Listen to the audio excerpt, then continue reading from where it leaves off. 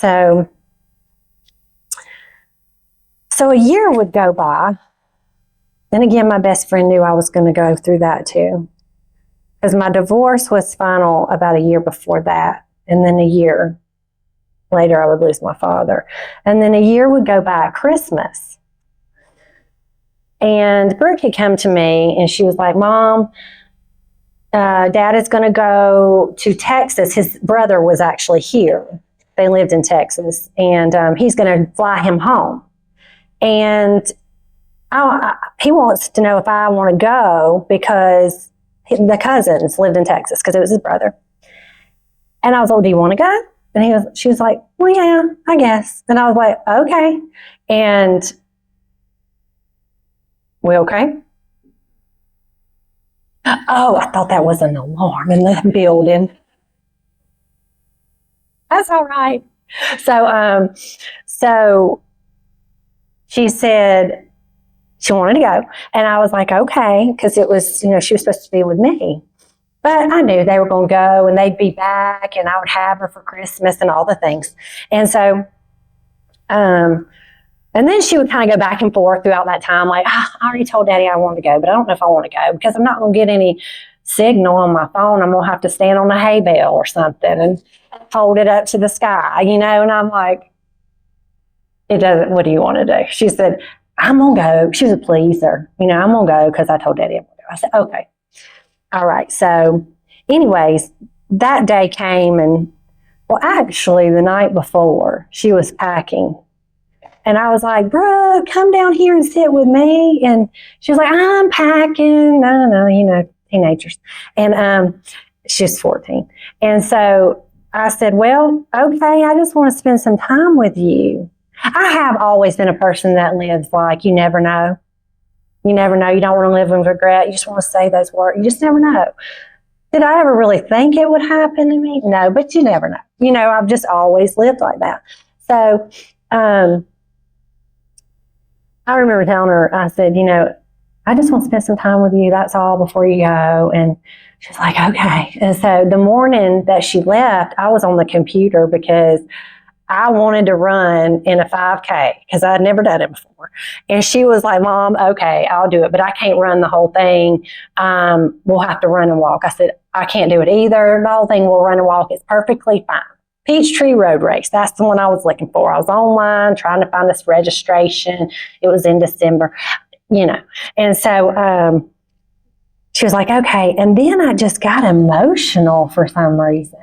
And I was like, I started crying, not like crying, but, just some tears. And she said, Mama, what's wrong? And I said, I don't know. I said, I don't know. Just emotions, girls, I guess. I don't know. And so I said, but I know that I love you and that you're my best friend. And I'm here to lead you and guide you and protect. She said, Mama, I know you tell me everything. I know we're best friends.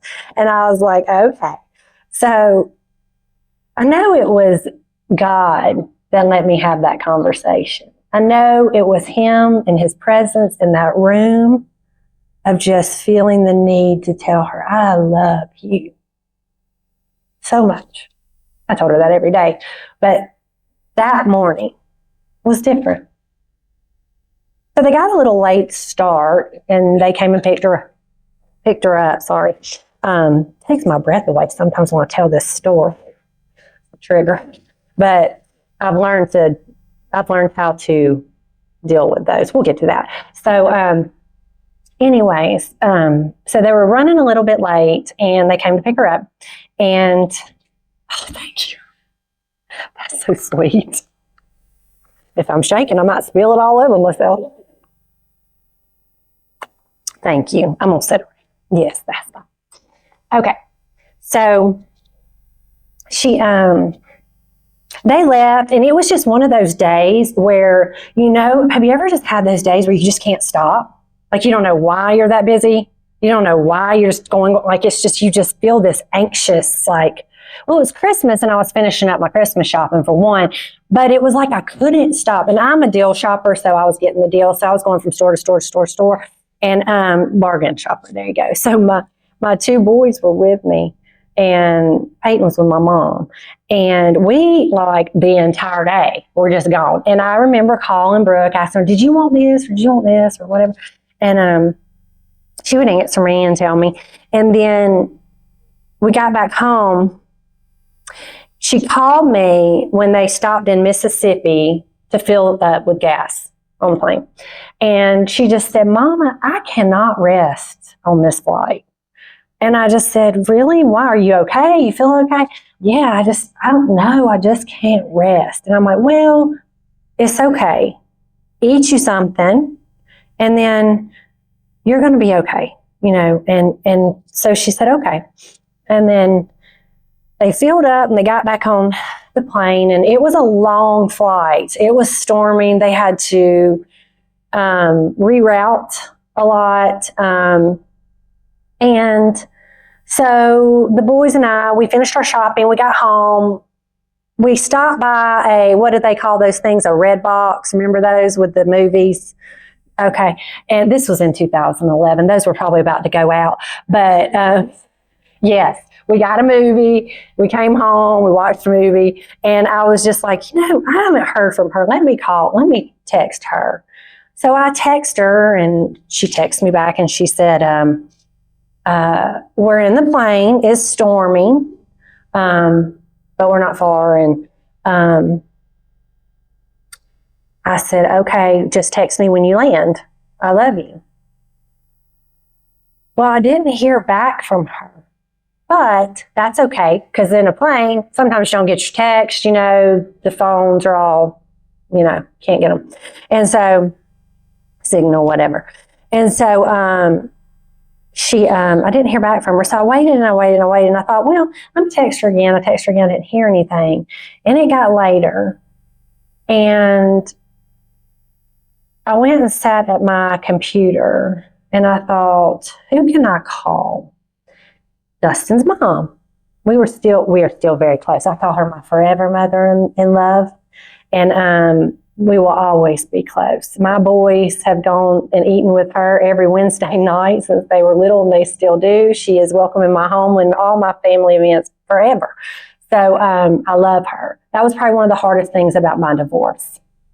My mother-in-law taught me so much, because we lived with them at first. She taught me, like, how to cook different things, and she's just an amazing, godly woman. She's a registered nurse, and now she's actually a grief counselor at a church. So she is amazing.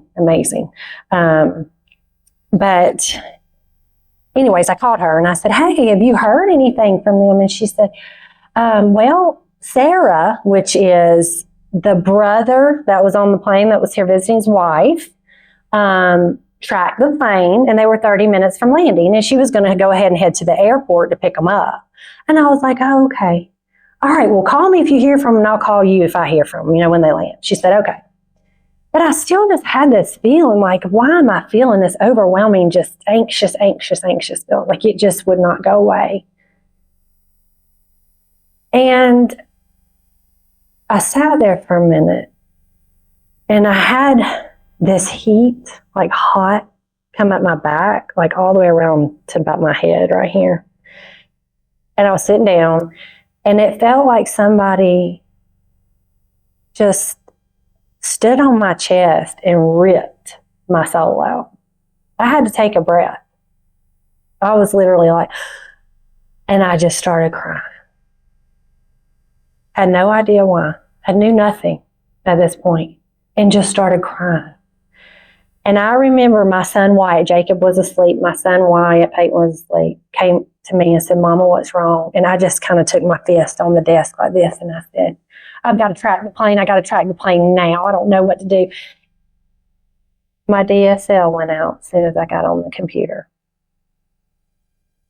I went and woke my mother up, and all I could say is, I need Brooke on a commercial plane back now. She said, I said it 3 times, crying. I need Brooke on a commercial plane back now. She said, what is wrong? And I'm like, I don't know. And I just kept crying and kept crying. So I called Melissa again, my forever mother in love. And I said, have you heard from them? Like, I don't know why I feel this way. She said, do y'all want to come over here? You and Wyatt want to come over here? Because no, I haven't. And I'm like, yes, we're on our way.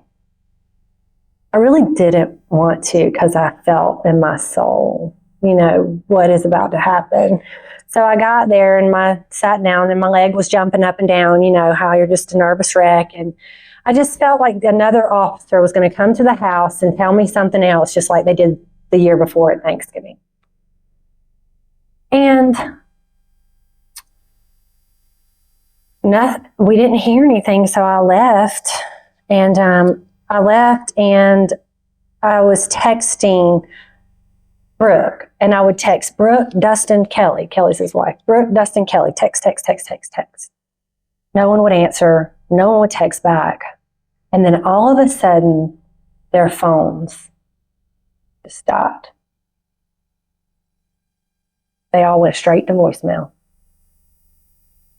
And I was like, why is this happening?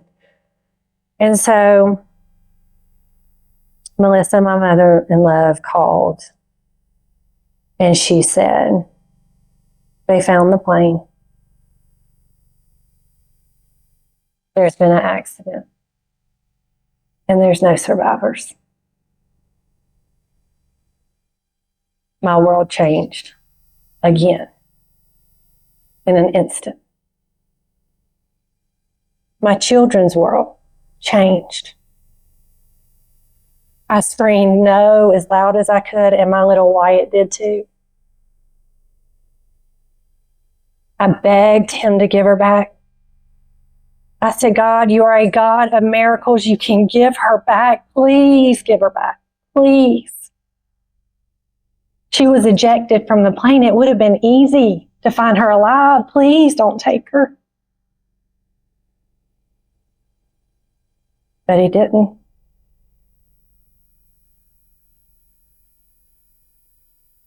But Jesus knew. He knew that happy little girl was going to have a big family.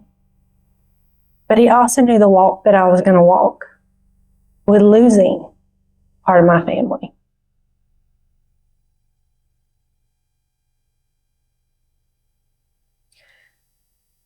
So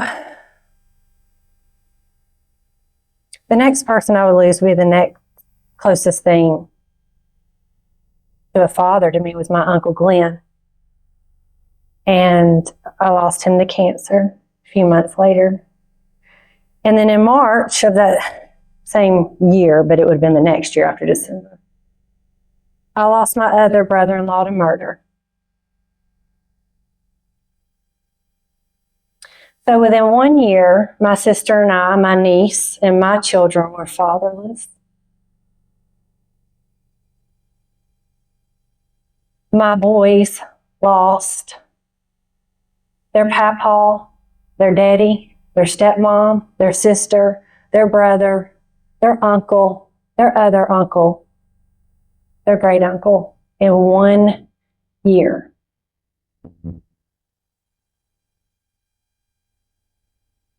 And I, as a mother, had to figure out how to keep them going because they were my life. And it was only Jesus.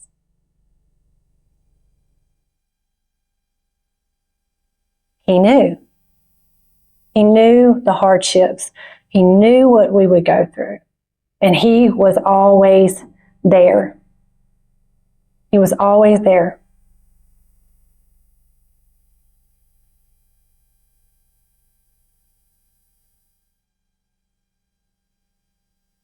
So Jacob decided he wanted his daddy's truck.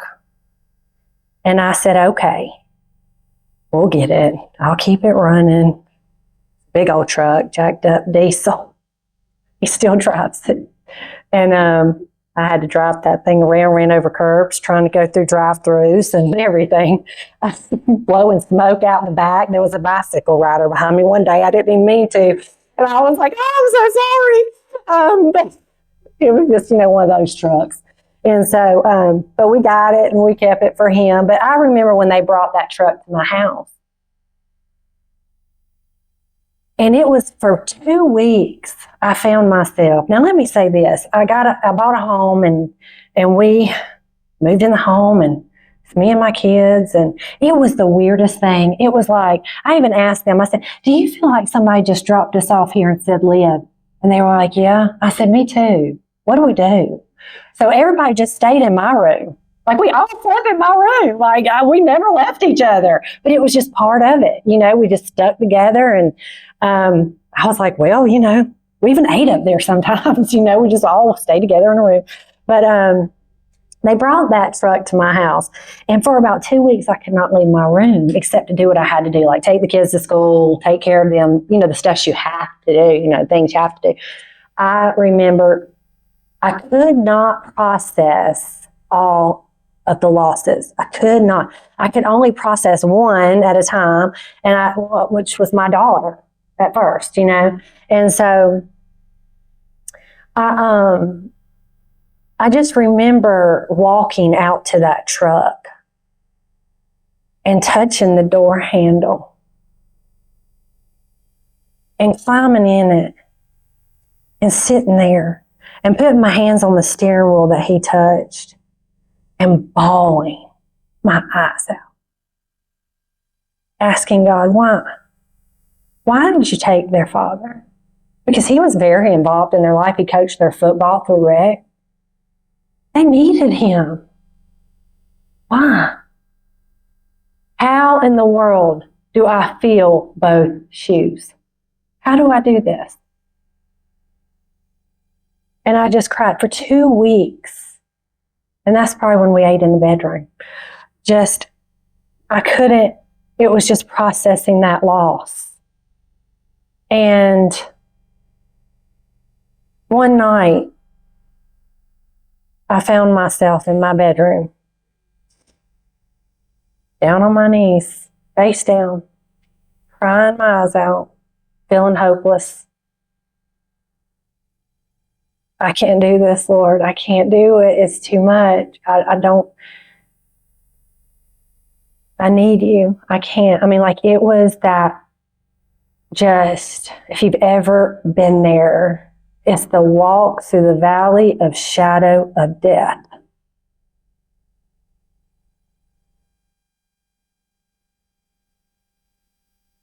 And then I felt his presence fill the room.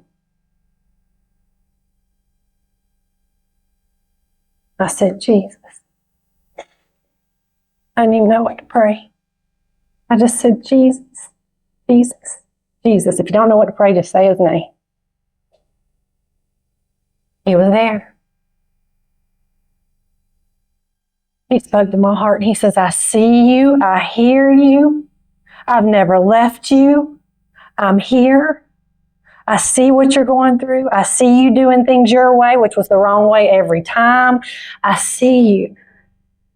I'm never going to give up on you.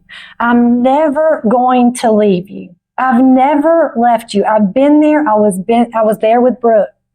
I believe he took Brooke out of that plane and placed her where she was found for me. No one was recognizable but Brooke. My baby looked so good that I had to say, what happened? I expected to see so much worse, and she was beautiful just like she left, and her hair was shiny. And I just thought, what? How did she? People live and break every bone in their body in a car wreck, what happened? What? He did it for me. There's no telling where I would be right now if I would have seen different.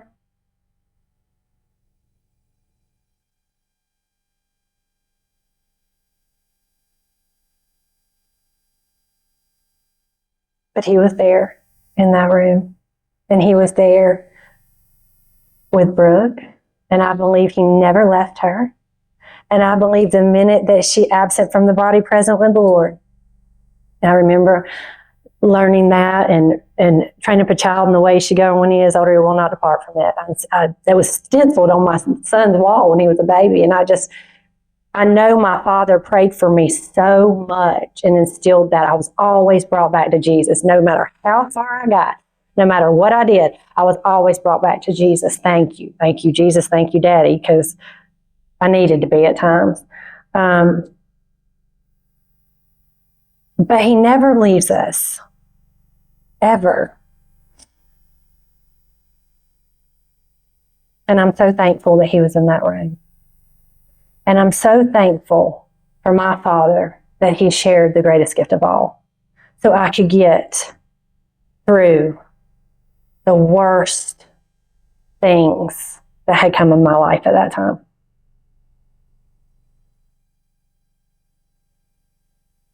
But I believe when Brooke stood in his presence, and I had this vision of her, and I painted it. It was her standing, and Jesus was kneeling. I couldn't see Jesus. I could only see the back.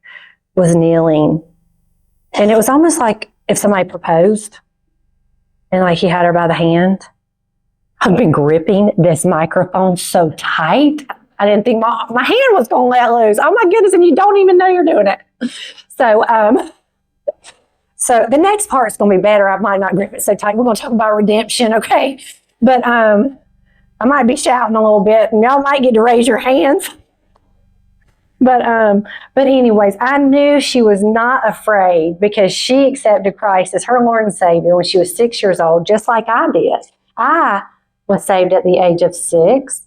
And that is when, I always say, it's like, when you're saved that young, it's knowing him.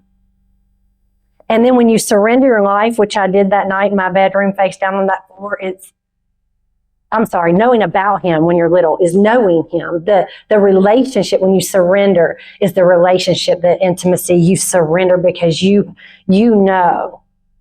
And you can go through things in life that brings you to surrender over and over and over. I have surrendered. But that place, that night was a surrender. And my life changed at that point. I didn't need anybody but Jesus and my children, just Jesus. That's all I needed, and that's all I cared about at that point. And I knew he would carry me the rest of the way. And I gave my life to him. I surrendered at 35, but I was saved at the age of 6. And I believe once saved, always saved, but you can surrender your life and be reborn again. And but I don't believe you're ever not saved once you're saved. So it was just a difference, though, at a young age. Knowing about him and knowing him is different. So, but anyways, I believe that Brooke was not afraid. She was not scared when she stood before him because she knew about him. It is so important, just like that verse, to train up a child in the way he should go, and when he is older, he will not depart from it. We have to pray over our children. We have to teach them about Jesus. They need to know this world is not like it was. Not even us growing up. I mean, it's just not. The things that they're going to go through, we will have never gone through. And it's going to take Jesus. They're going to need him because they're going to come up against some battles. We did too, but their battles are going to be different. So I believe that Brooke was just at peace and she was not scared. Not scared at all. And I'm going to close this first part with this verse. Isaiah 40, 30, and 31. Oh, let me get my glasses. Could probably recite it, but I don't want to say it wrong. But those who hope in the Lord will renew their strength. They will soar on wings like eagles. They will run and not grow weary. They will walk and not be faint. They will run and not grow weary. They will walk and not be faint. This is the verse I used in the bulletin for the funeral for Brooke. I later found out that was one of my father's favorite verses, and I did not know it. It was a few years later, I was in Hobby Lobby, one of my favorite stores, and a lady that was in his Sunday school class ran up to me, and I was like, oh my God, I hadn't seen her in years. And we started talking about it, and I told her that's the verse I used. She said, do you know that was one of your father's favorite verses? I remember him talking about it. I was like, I did not know that. But isn't it funny how Jesus, just paves the way, you know? He just paves the way, and you see him in all these things. In the tragedy, I can see him clearly. He was there. He was there. And there's more to come that I'm going to tell you about, because there is a miracle. I'm going to tell you how faith can move mountains. He never, ever leaves. We may not understand. We just have to put one foot in front of the other and trust. All right. When we come back to my part, we're going to talk about redemption, okay? It's going to be good. We're going to get happy. I know this was sad. And I know I do sometimes go, God, you made me such a happy little girl. Why did you give me such a sad story to tell? I had a lady. She was an older lady. She was so sweet. She said, honey, she was at one of my book signings, and I said that to her. She said, honey, because he's showing how you can still have joy through the chaos. And I was like, you're right, it's him. That's what you see. You see him. He's the reason I'm up here telling you this story, because I should have lost my mind. That day I was down on the floor with my face down, hopeless. I should have completely lost it. But I didn't. One, I learned about Jesus at a young age. I had a father share the greatest gift of all with me and prayed for me so much and taught me about prayer and who he is. And I'm so grateful for that, y'all. So, so grateful. Okay, I'm excited. I'm excited about this afternoon. All right, who am I handing off to?